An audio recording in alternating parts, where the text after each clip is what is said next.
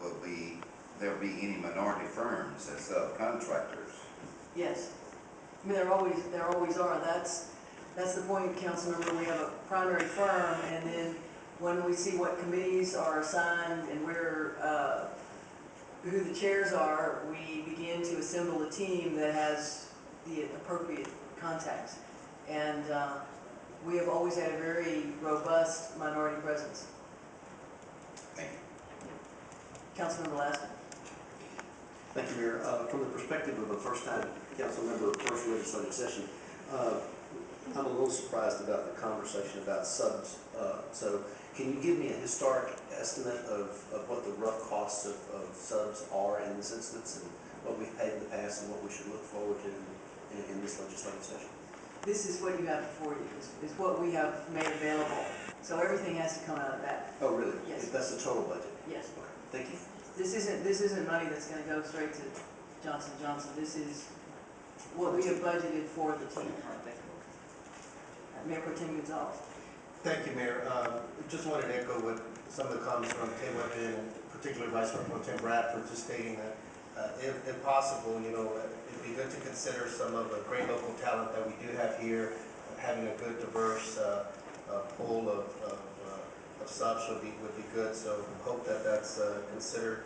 The other thing, as you touched on, Mayor, is a lot of times we've seen successes from the lobbying efforts, and also sometimes to prevent things that could potentially harm the Houston region. We're very huge metropolis, so there's a lot of things that happen in Austin that could have major impacts, either through unfunded mandates or other issues that could impact Houston.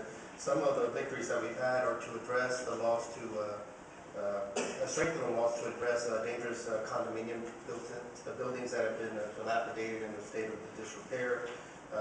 The ability to implement Houston First, I believe, required some legislative action as well. So that's a very successful program that has bolstered our local economy. So that was needed, and also to correct some of the issues with the scrap metal laws as well. Some of the gaming room issues as well have been addressed legislatively as well. So just wanted to add that it's never just one issue. There's a huge number of issues that impact the city of Houston, and sometimes they do act defensively, proactively to try to prevent some of those harms here locally. Thank you. Councilmember Costello. Thank you, Mayor.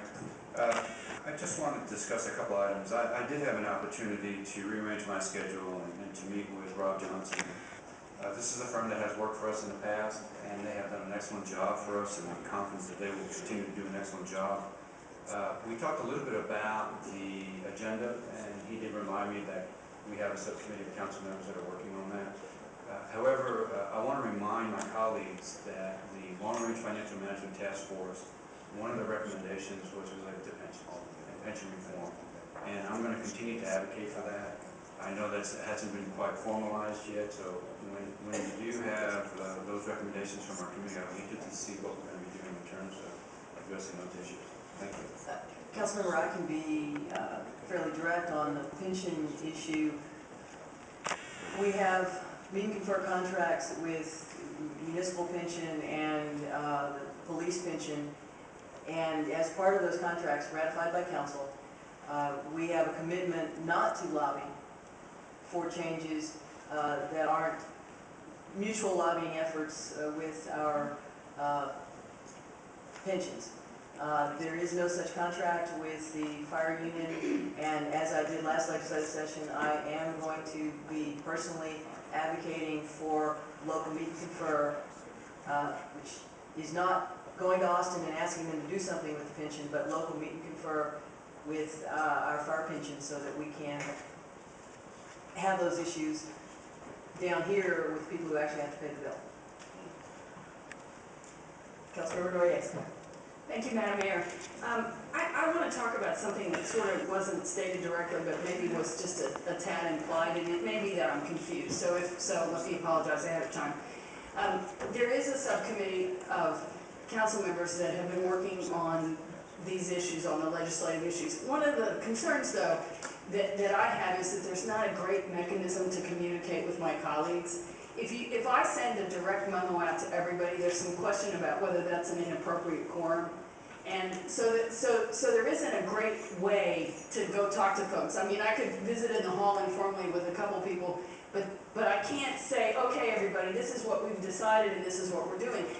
And so the idea that the council members on the subcommittee should be communicating with folks isn't exactly my understanding. And so what I want to say is that there needs to be a more formal mechanism, and there needs to be a meeting, and there needs to be a committee, or there needs to be some kind of way that's appropriate to let everybody know what's going on, and not assume that somehow we're supposed to let folks know in some way that we can't do.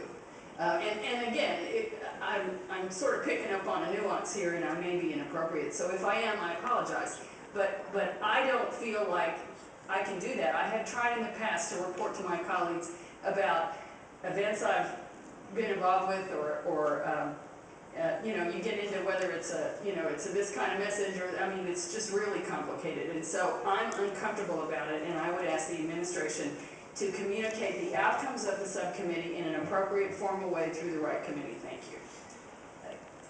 Councilmember, if I may respond, it wasn't my intention to imply that there was any duty of you council members to report back to your I colleagues. just didn't want there to be a misunderstanding. And again, I am continuing the process that I know was operative under my predecessor, Mayor White, that we don't have a legislative committee, that it is the challenge of not having executive sessions here in Houston, that it is not appropriate to lay out our entire legislative strategy on a particular bill in public. And so we are challenged to, as council members indicate they are interested in a particular issue, we make every effort to keep them informed, and we will, as major issues come up, go through one by one. Is there, so it has to be issues driven? I'm just asking if there's some solution here that would maybe meet folks halfway. I mean, it may be that we don't want to go into absolute specifics, but we can talk about general principles, or what items have been submitted as possible Scrivener's errors, or whatever. I just think there was some suggestion there that we aren't communicating,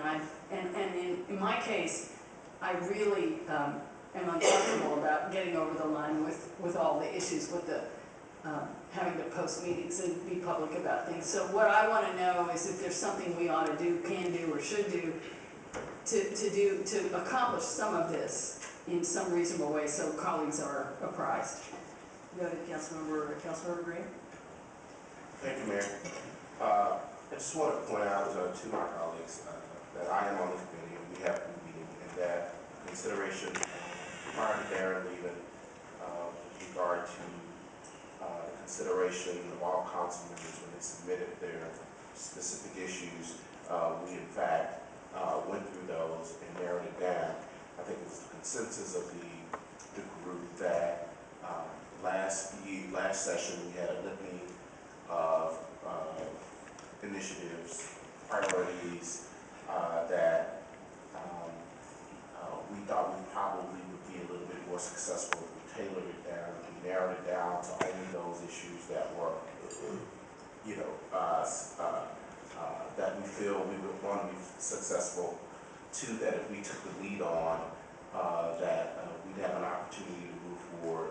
And three, while we had other priorities that maybe it may be good for the Texas Municipal League to move forward, or HPD, or whomever, with those particular entities taking the lead, and to partner with other cities to move the legislation forward, only because we thought that they'd be in a better position to move it forward. So those considerations did come into mind when we did narrow it down to get to the final priorities that we come up with. Now, with regard to the communication issue, you know, again, this is my first session going through this, and so I'm not sure how it's been communicated with council in the past, but you know, I do understand that the council will have the opportunity to review all of the priorities, and I'm not sure if it's done at mayor and council table, if there's, amendments, addendums to what we do, but just know that a lot of thought went into really narrowing down our priorities for this year, because while previous years we've gone in with a lot of priorities, we just have not been that successful. Thank you. And again, council members, that will be coming to you for a vote to affirm the legislative principles and priorities next week. Councilmember Pennington. Thank you, Mayor. Maybe I should ask Craig Mason this, and maybe I haven't forgotten the answer, but you mentioned the meet and confer authority we have with our employees group and with the policemen. And there are at least two issues associated with that. One is the ultimate liability to the pension fund, and secondly is the cash flow. And I think we have a stipulated amount that we pay to the police this year. But the question really is, if, let's just say for instance, if we're supposed to make a payment to the pension fund, either firemen or the employees, just to pick a number, $20 million, and we agree in the meet and confer to reduce that amount to $18 million. Now that changes the cash flow, but the question is, does it change the interest? Is there interest payable on that amount? Councilmember, the city attorney is waving at me that we are drifted far from the agenda item. I'm happy to address it. We are paying interest on the deferred payment. Let me just answer the question. We are paying interest on the deferred payment to the police. But I would ask you to hold your further questions for. Okay, well, I'd like to meet with Mr. Mason on that. It's very important. Councilmember Sullivan.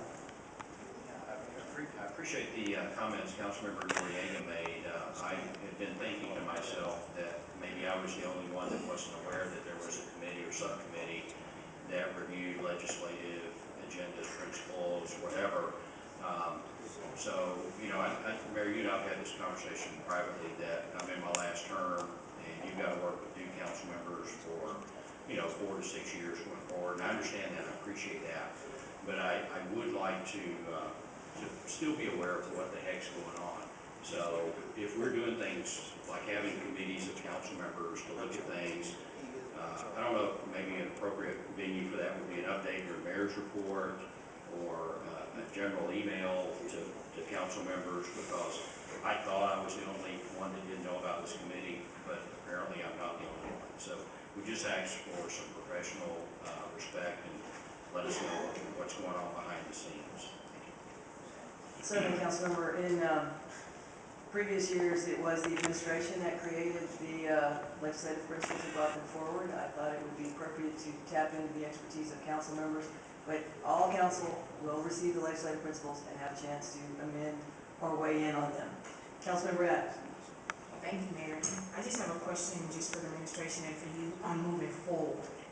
If we have the committee in place right now to discuss the legislative issues going forward, what will be the process of your wish that how they would communicate with us as council, and going back to the lobby team that we have on the agenda, when they're moving forward and they're working for us, and I'm sure they're working in cohesive with the committee, at what point in time is that information relayed back to the non-committee members in a way that it does not violate the Open Meetings Act, and how do we move forward? Because out of respect, this is my first time knowing that, there was a committee, but there was communication among your office on questions that I had, but not related to specifically if Councilmember Noriega said, hey, there's a committee and what is, or agreeing or anything like that. So what is your wish on moving forward with the combination of the lobby team and the committee members on communicating those particular issues to council moving forward? Because we are passing this lobby contract today. Councilmember, I repeat, this is a working group similar to the working group that I asked Councilmember Bradford to work through on purchasing. I assembled a small working group of council members to help winnow down the legislative principles, and all council members will receive them and have an opportunity to vote on them, rather than simply me moving it forward within the administration. Ms. Caraway, as our intergovernmental relations director, will be regularly meeting and touching base with all council members to make sure that you know what's moving forward. As it is possible, I'm happy to do mayor's reports on what's happening in Austin, or if there are legislative issues that come up. But this is one of those difficult areas where, because we're not allowed to do executive sessions, it is difficult to have a discussion with all the council members as to what the tactics are on a particular issue. We will adopt the legislative principles. And among those, and in those principles, you'll see the areas in which we're going to work. If you have particular questions about, and if we choose to file bills, all council members will be notified and given an opportunity to weigh in. But this is as I said, a step-by-step process. We're trying to make sure that the council members are all moving forward at the same time with the actual plan for the city. Kippy will be meeting, or will be happy to meet regularly with council members until the session starts, and then, of course, she'll be spending 4 days a week, if not more, in Austin, and then as later in the session, more time than that. Councilmember Noriega? Thank you, Madam Mayor. I just want to mention one more thing, particularly for my colleague, Councilmember Rodriguez, but for everybody. What I remember, and it may be that I don't remember correctly, I had a shoulder injury and may have missed a couple sessions, so it's possible there's a piece that I'm not clear about. But what I remember is a placeholder for the pension discussion, that there would be a discussion about it, that is coming, that it's important and we've got to deal with it. But I don't remember spending the whole meeting going through what we're going to do about pensions. And so, just kind of for the general discussion here, we didn't do that when I was at the committee. So I'm just saying that as well. I think that this is an issue with any group that meets. I think it's important that colleagues get updates or know what's going on. Again, I'm not clear what the mechanism is, particularly if it's something like negotiating real estate prices or personnel issues or legislative issues where you're uncomfortable about having all of your agenda exposed. Most public entities like we are have some kind of executive session, as the mayor mentioned earlier. But again, in this case, Councilmember Pennington's going to meet with Craig Mason and talk about the pension, and I have done that myself.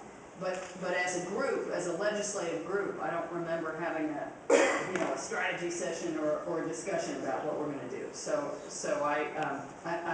I'm taking advantage of this open forum to let my colleagues know that. Thank you.